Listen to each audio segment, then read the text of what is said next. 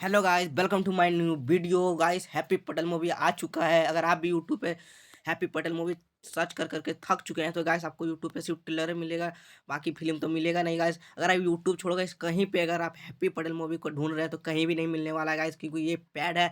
इसलिए आपका भाई ये मूवी को पूरे 1700 रुपये में खरीद चुका है और ये गाइस आपको सिर्फ फ्री में मिलेगा। ये वन क्लिक में आप इसको डाउनलोड कर सकते हैं।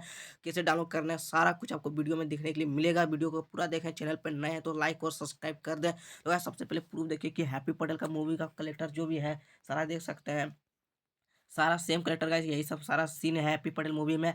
तो गाइस आप देख सकते हैं कि आप कोई भी एचडी क्वालिटी में डाउनलोड कर सकते हैं। 1720 1080 में भी डाउनलोड कर सकते हैं गाइस। एचडी मूवी एकदम एचडी क्वालिटी में आप डाउनलोड कर सकते हैं।